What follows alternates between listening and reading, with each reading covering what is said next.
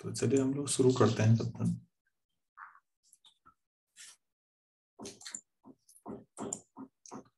आज हम लोग ऑयलर थ्योरम पे बात करेंगे नंबर थ्योरी में, लेकिन थ्योरम के प्रूफ तक पहुंचने से पहले कुछ पुरानी चीजें रिकॉल करा देता हूं, तो आपके लिए समझना चीजों को आसान हो जाएगा। हम लोगों ने फर्मा थ्योरम पढ़ी थी।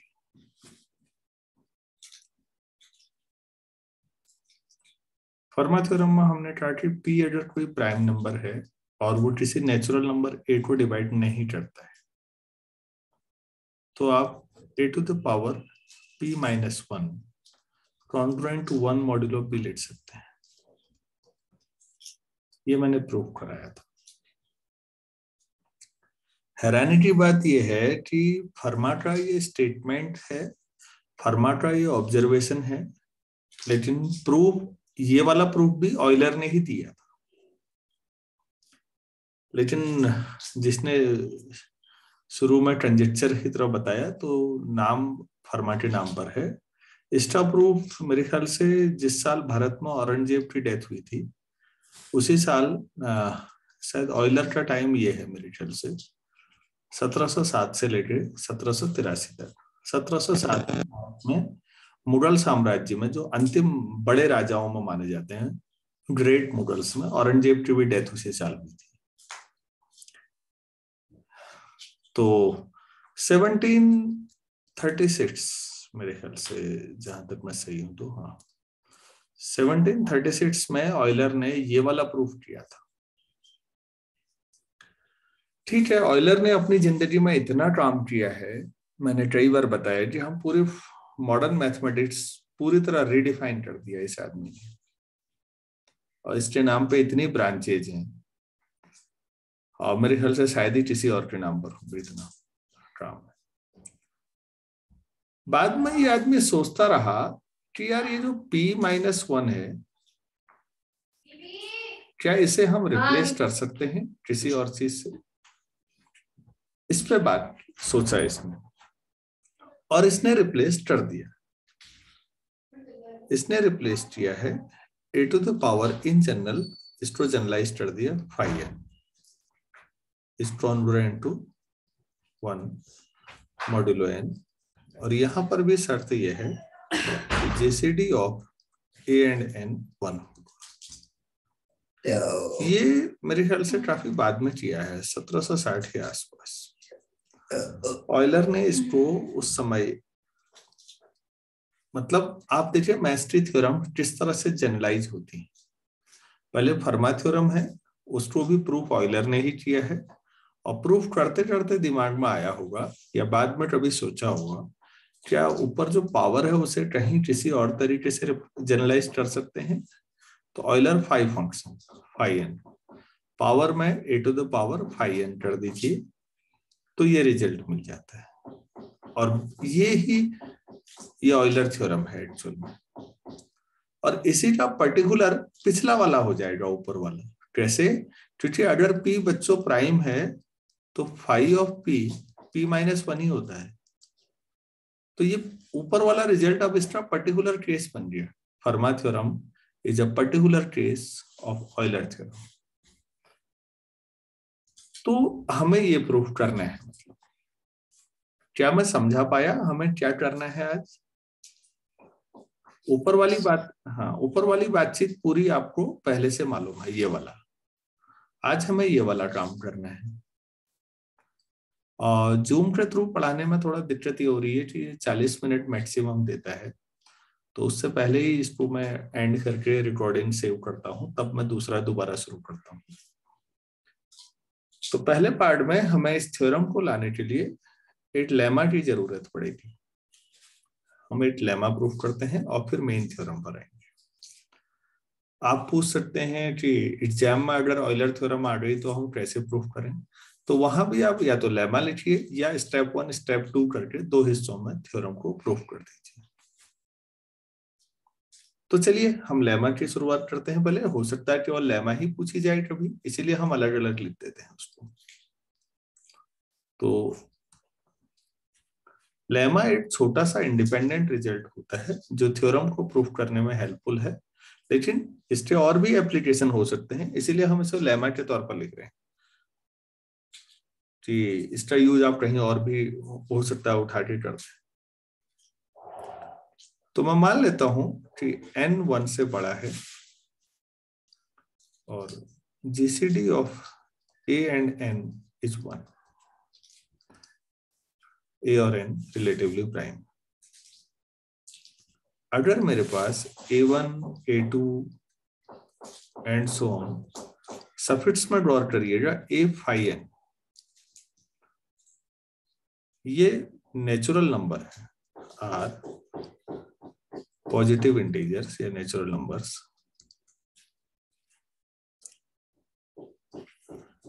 Less than n,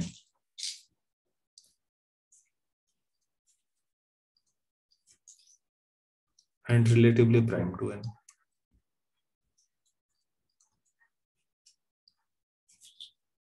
Relatively prime to n. Then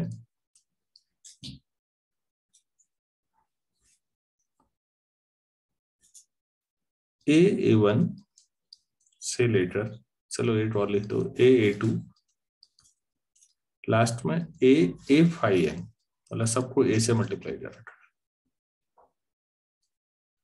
are congruent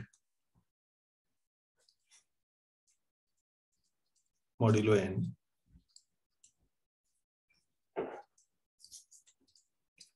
to a1 a2 up to a phi n in some order.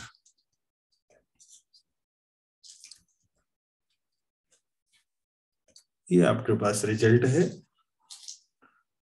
क्या कहा है, मैं इसको भी सरल शब्दों में समझा देता हूं आपको, आप ध्यान से देखिएगा, स्टेटमेंट रटने की जरूरत नहीं है। ए और एन रिलेटिवली प्राइम नंबर है और जीसीडी ये 1 और एन हमने ट्रिवियल नहीं ले रखा बल्कि 1 से बड़ा ही ले रखा। अब जो a1 से a2 से लेकर an तक नंबर है, a phi n तक, ये सब नंबर हैं, इनमें से हर एक लेस देन n है। n से छोटे मतलब वो सारे जितने भी होते हैं नेचुरल नंबर, जैसे n अगर आप मान लेते 9 ले लेते हैं तो 1 2 4 5 7 8 ये यही हो रहा है। इसको आप a1 कह लीजिए, इसको a2 कह लीजिए और इसको a phi n कह लीजिए, phi 9। समझ में आया या नहीं आया? हेलो, आप लोगों को बात समझ में आ रही? Yes sir. 9 से छोटे, यस सर। 9 से छोटे बच्चों सोचो नेचुरल नंबर जो 9 के साथ रिलेटिवली प्राइम, तो 1 2 4 5 7 8 यही होंगे। अब जो छोटे हैं वो क्या है, 3 और 6।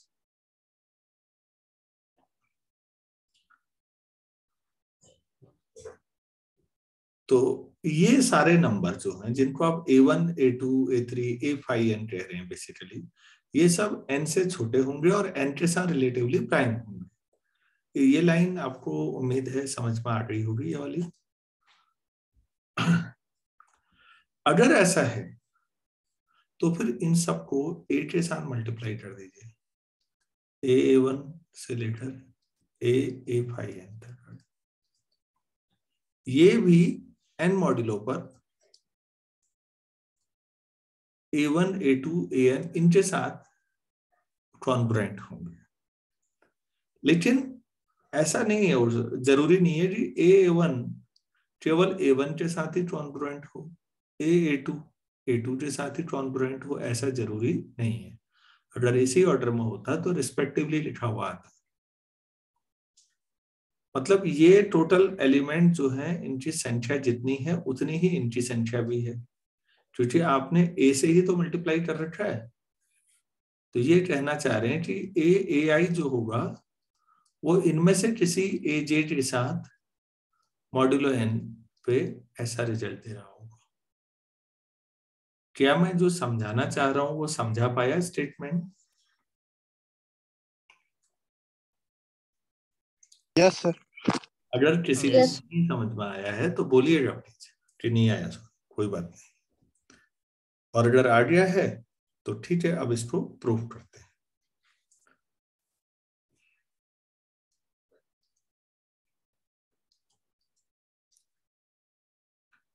अच्छा, तो सबसे पहले तो ये देखना है कि यहां पर आप ध्यान दीजिएगा, here A1, A2, A5N are distant. इस पे तो कोई डाउट ही नहीं होगा किसी को, ठीक है। और ये आपस में कॉन्ग्रुएंट नहीं होंगे आपस में, क्योंकि ये सभी जो हैं n से छोटे हैं। अभी मैंने 9 का एग्जाम्पल करके देखा है। आप मॉड्यूलो 9 पर इनमें से किसी एक को लेके इनमें से कोई दूसरा नहीं ला सकते। 9 पे मॉड्यूलो पे तो ये जितने हैं उतने ही रह जाएंगे रिमाइंडर। क्या बच्चों राइट साइड के एग्जाम्पल से हेल्प मिल रही है समझने में? जैसे Yes. अगर हाँ 1 कॉन्ग्रुएंट टू कितना होगा, अगर आपसे मैं पूछूं तो 1 या 2 कॉन्ग्रुएंट मॉड्यूलो 9 पर, तो आप कितना बोलेंगे? कितना लिखेंगे So आप? 2. 2 ही लिखेंगे। अगर 4 होता तो मॉड्यूलो 9 पर 4 ही लिखेंगे। मतलब इनमें से कोई 8 नंबर लेके 9 मॉड्यूलो पे दूसरा नहीं आ सकता, मतलब ये आपस में कॉन्ग्रुएंट नहीं है। क्या ये बात समझ में आ रही है? Yes, sir. आपस में Yes. कॉन्ग्रुएंट होने का मतलब होता है कि 9 मॉड्यूलों पर इनमें से किसी एक को उठाओ तो दूसरा मिल जाएगा। जैसे अगर 10 ले लेंगे तो जो 10 है वो 1 के कॉन्ग्रुएंट हो जाएगा, जो 11 है वो 2 के कॉन्ग्रुएंट हो जाएगा। लेकिन अगर 9 से छोटे लेंगे तो ये आपस में इनकॉन्ग्रुएंट है। तो काफी दिनों से बात पढ़ा रहा हूं तो मैं चीजों को थोड़ा विस्तार से समझा दे रहा हूं। इनकॉन्ग्रुएंट होने का मतलब क्या हुआ? आपस में कॉन्ग्रुएंट नहीं है। मतलब इनमें से किसी एक को उठाइए तो 9 मॉड्यूलों पर इनमें से कोई दूसरा नहीं आ सकता। यही बात आपके लेफ्ट में भी है। जो A1, A2 up to A5N है वो सब n से छोटे हैं और n के साथ रिलेटिवली प्राइम भी है, आपने लिखा है। तो वो भी सब आपस में इनकॉन्ग्रुएंट होंगे या नहीं होंगे?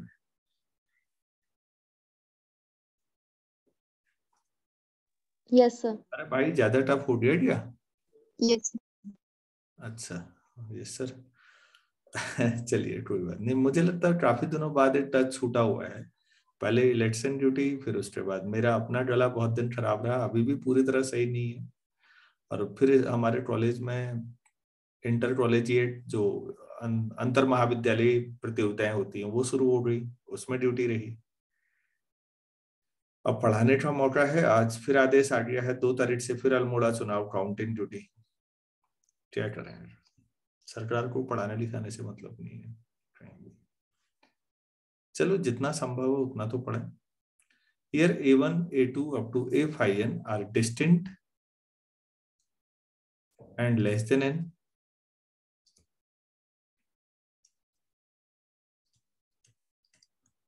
So अगर ऐसा है, these are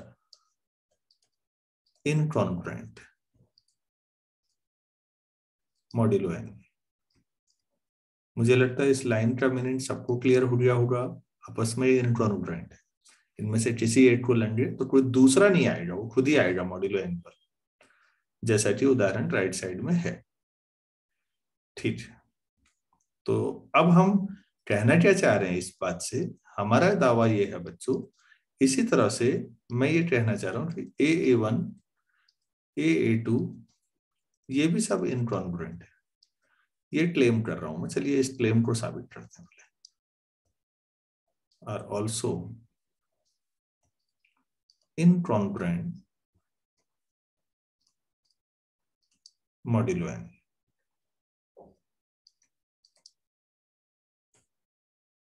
अदरवाइज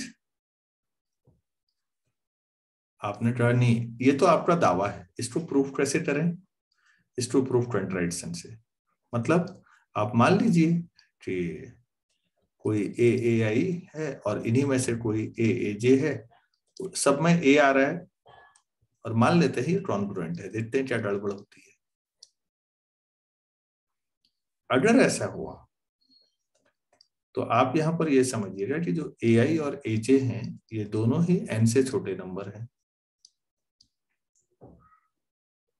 1 से n के बीच में है ये कहीं। 1 तो एक बार के लिए हो भी सकते हैं लेकिन n नहीं हो सकते, n से छोटे हैं। तो ट्रांसलेशन लॉ लग सकता है या नहीं? ए आई कॉन्ग्रुएंट टू ए जे हो जाएगा या नहीं? मॉड्यूलो n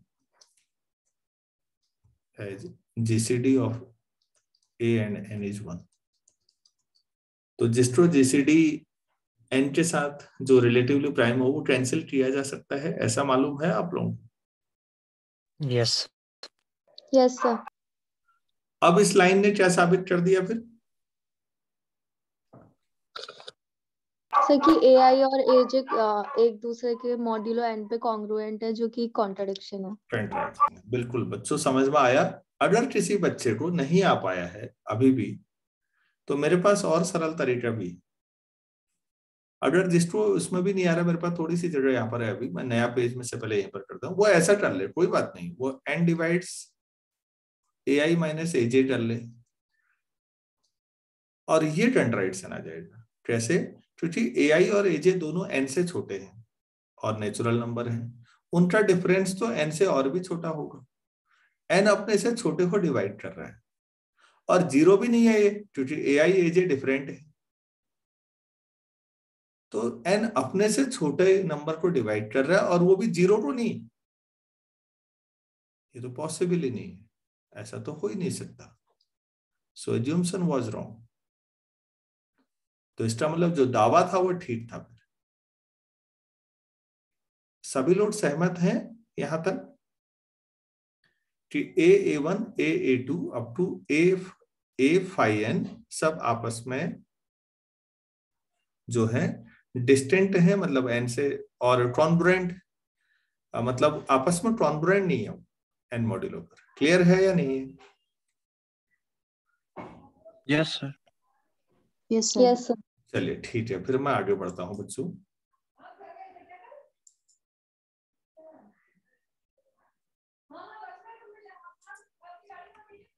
तो अब हमें ये पता लग गया है कि ये सब जो है, सो a1 से लेके a phi n are not congruent modulo n। चलो ये तो ठीक है, आपस में कॉन्ग्रुएंट नहीं है।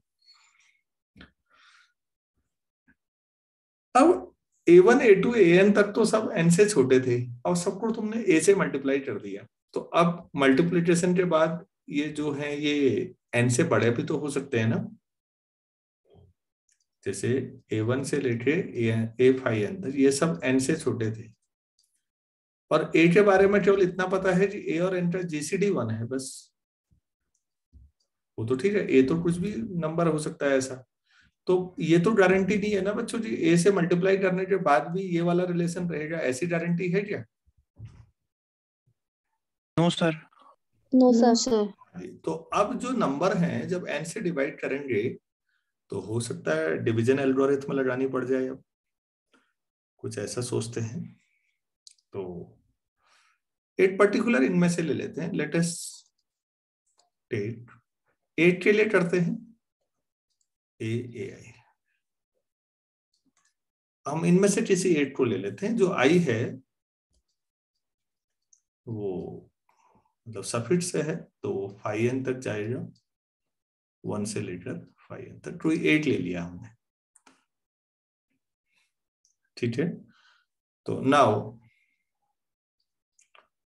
जब मैं इसको यहाँ पर AI जो है उसको अब मैं n से डिवाइड करूंगा, मुझे नहीं पता वो n से बड़ा है छोटा है, हो सकता है बड़ा हो जाए, तो फिर कुछ जो आएगा, सपोज उसको b लिख देता हूं, तो वो जो b होगा वो यूनिक होगा ना, डिवाइड करके रिमाइंडर, तो नॉन नेगेटिव इंटीजर आएगा, वो फिट से है 80 तो आएगा, 2 रिमाइंडर तो आ नहीं सकते। तो Yes, मैं लिख sir. देता हूं now there exist a unique positive integer b such that आपके पास ऐसा आ जाएगा। पॉजिटिव भी अभी नहीं लिखना चाहिए, नॉन नेगेटिव लिख देते हैं, फिर रिमाइंडर हमेशा नॉन नेगेटिव ही होता है। तो आपको ऐसा मिलेगा, ठीक हो गया। अच्छा,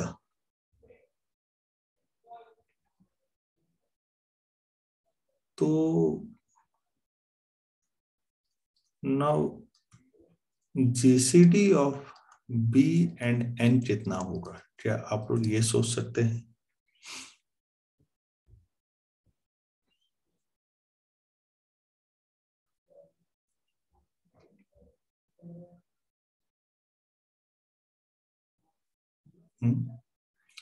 देखो बच्चों, जीसीडी ऑफ एन एंड ए कितना है 1, जीसीडी ऑफ एन एंड ए आई कितना है 1। सारे ए आई जो हैं वो भी एन से छोटे हैं ना, और एन के साथ रिलेटिवली प्राइम है, तो जीसीडी ऑफ एन एंड ए आई भी 1 होगा या नहीं?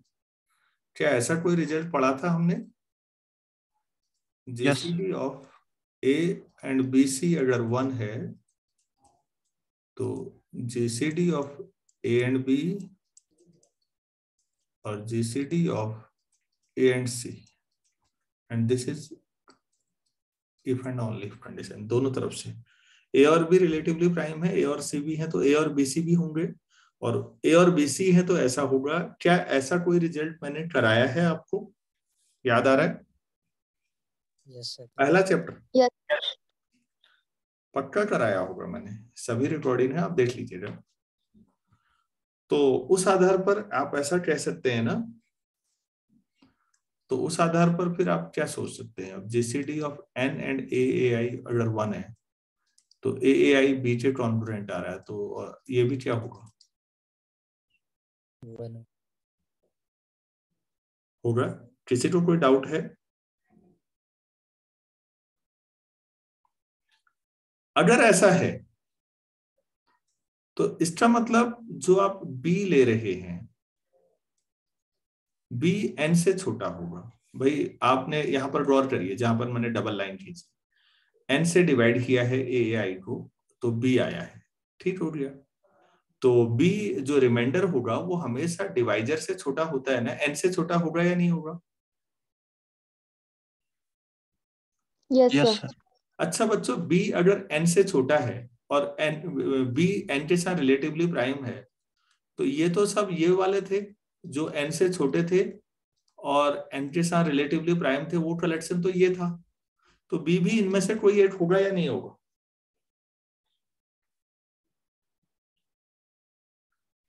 एन Yes, से sir. छोटे और एन के साथ रिलेटिवली प्राइम, यही तो है सब। क्यों भाई, सभी लोग सहमत है ना? तो बी इन्हीं में से कोई होगा, क्योंकि बी एन से छोटा आ रहा है और एन के साथ रिलेटिवली प्राइम है, तो इन्हीं में से तो कोई होगा। और बी अगर ऐसा है तो इस लाइन में फिर सोचिए, इस आधार पर क्या कह सकता हूं मैं कि ए आई इज कॉन्ग्रुएंट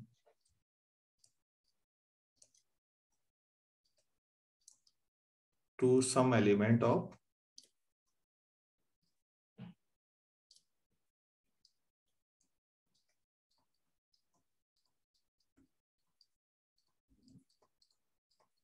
ऐसा होगा या नहीं? AAI बीटे कॉन्ग्रुएंट है और B इंटे कॉन्ग्रुएंट है, तो कॉन्ग्रुएंस ट्रांजिटिव रिलेशन है या नहीं? Yes sir. तो फिर AAI इनमें से किसी एक के कॉन्ग्रुएंट होगा, क्लियर है?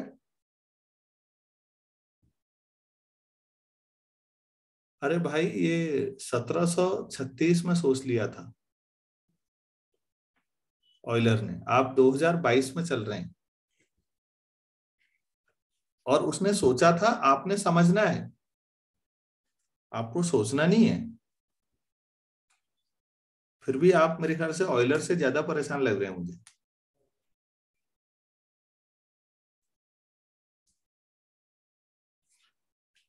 लेमा प्रूफ हो चुका है बच्चों। AAI एक कोई जनरल एलिमेंट लिया था मैंने सबसे ऊपर वाली लाइन से, कोई एक जनरल एलिमेंट, और वो किसी एलिमेंट के कॉन्ग्रुएंट है इनमें से, ये वाली लाइन थी। इसका मतलब कोई दूसरा एलिमेंट लूंगा वो भी इनमें से किसी दूसरे के कॉन्ग्रुएंट है, और जितने A1 से लेके A5 तक है उतने ही इसमें भी है। तो फिर सारे एलिमेंट जो आपके A1, A2, AAN थे वो A1, A2, A5 के कॉन्ग्रुएंट होंगे, ऑर्डर आगे पीछे होगा बस। प्रूफ हो चुका है। क्या मैं समझा पाया या मैंने ज्यादा कंफ्यूज कर दिया है सबको? सर आ गया समझ। क्लियर है सर। अच्छा ठीक है। तो बच्चों यहाँ पर बस कितना क्या लिखना है, आप सोचिए आप लोग।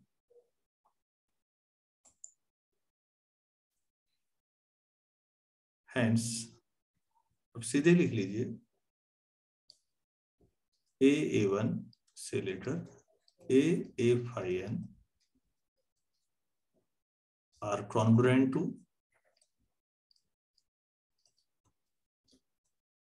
A1 से लेकर A5 मॉड्यूलो n इन सम ऑर्डर।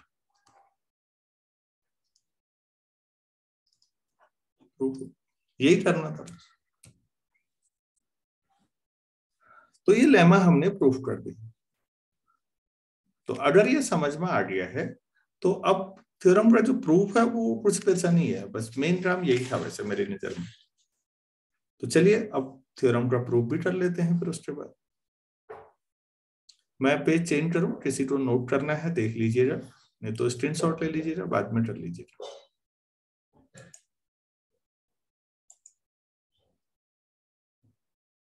ये नहीं आ पाता इसमें, हर बार कर्सर चेंज कर दे रहा है। चलिए अब हम थ्योरम पे आते हैं, फिर मेन थ्योरम पे, जो हमने शुरू में हेडिंग जरूर डाला था लेकिन अभी तक कहानियां चल रही हैं केवल। तो ऑयलर थ्योरम पे आते हैं। If n is a natural number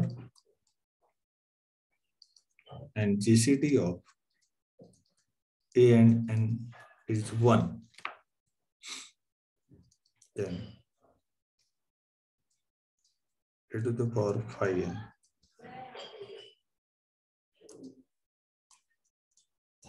one modulo n, ये प्रूफ करना। आप सोचिए ये 1760 में एक आदमी करता है और हम इसको जनरलाइज अभी शायद नहीं कर पाए हैं मेरे ख्याल से। तो n नेचुरल नंबर है तो n को 1 ले लेते हैं, 1 विदाउट लॉस ऑफ जनरलिटी कहते हैं इसको, इससे कोई फर्क नहीं पड़ता है जनरल परसेप्शन पे। Loss of generality we take and greater than, ठीक है। फिर वही लेमा की चीजें लेनी है पहले तो। सपोज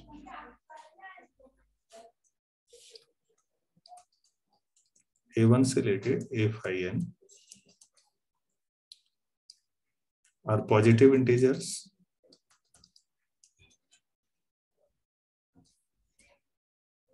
लेस देन n,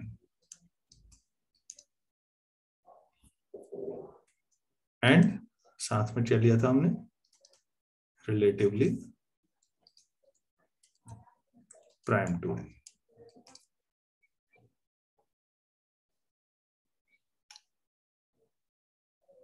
तो फ्रॉम द लेमा डायरेक्ट ही कर देते हैं कुछ चीजें। मतलब यहाँ पर एग्जाम में अगर ये बच्चों थ्योरम आती है ना, तो फ्रॉम द लेमा नहीं लिख सकते, आपको प्रूफ करना चाहिए उस पार्ट को भी। फ्रॉम द लेमा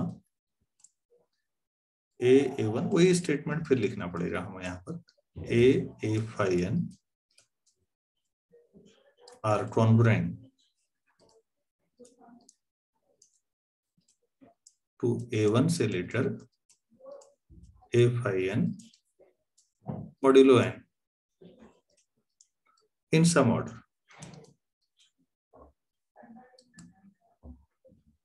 चलिए ठीक है, तो हम ऐसे थोड़ा लिख लेते हैं मैथमेटिकली। ऐसा करते हैं, A1 जो होगा किसी के तो कॉन्ग्रुएंट होगा ही मॉड्यूलो n पर, तो मैं उसे कोई नाम दे रहा हूं A1 dash. A1 dash actually इन्हीं में से कोई होगा, अब उसे नाम दे रहा हूं केवल A1 डैश। A2 तो उसको मैं A2 डैश कह देता हूं मॉड्यूलो n, वो भी इन्हीं में से कोई होगा, एंड सो ऑन। और लास्ट में A phi n congruent to A phi n dash modulo n, where A1 dash से लेकर A phi n dash जो आपने लिए हैं एक्चुअल में वो इसी सेट के एलिमेंट हैं, और वो अलग नहीं है, इन्हीं में से कोई है, उनको इस आइडेंटिटी के साथ। सॉरी, यहां तक सब लोग सहमत होंगे, समझने में कोई दिक्कत तो नहीं आई?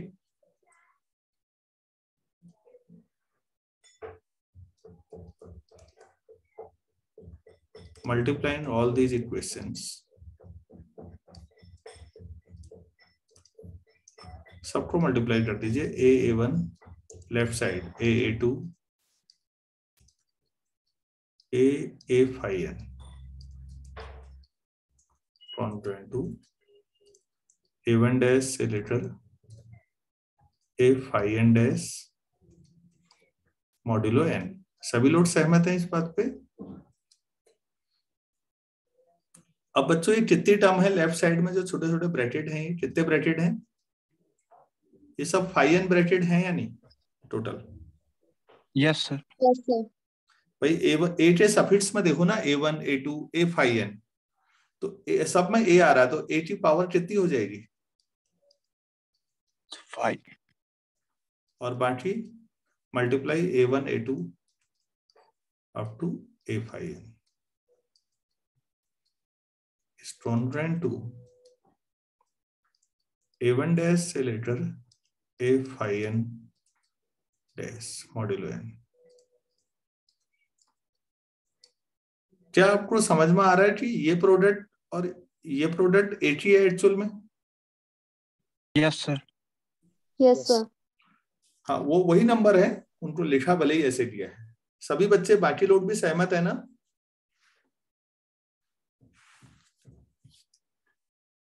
Yes sir.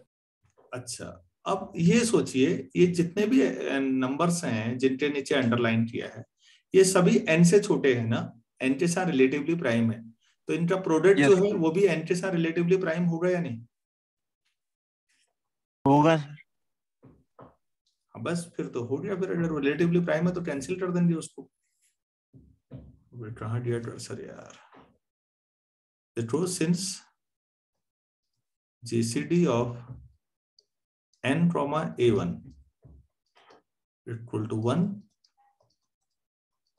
GCD of n comma A phi n, सभी n के साथ रिलेटिवली प्राइम है, तो मैं जगह बचाने के लिए शॉर्ट में यहीं पर लेता रहा हूँ, GCD of n comma A1 A2 up to A phi n भी 1 होगा। और अगर ऐसा है तो आप उसे कैंसिल कर देंगे, और कैंसिल कर देंगे तो A to the power phi n congruent to 1 modulo n। कितना शानदार रिजल्ट है। समझने में कहीं कोई दिक्कत आई हो, कोई स्टेप में अच्छी तरह नहीं समझा पाया, तो आप बताइए प्लीज। ऐसा नहीं है?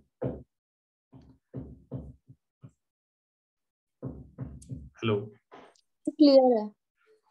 ठीक है। तो बच्चों स्ट्रो मैं एंड करता हूँ। स्ट्रो कन्वर्ट करता है, ये स्ट्रो 3-4 मिनट लगाता है, तो हम लोग लगभग 6:43 के आसपास जुड़ पाते हैं, 6:43 के आसपास।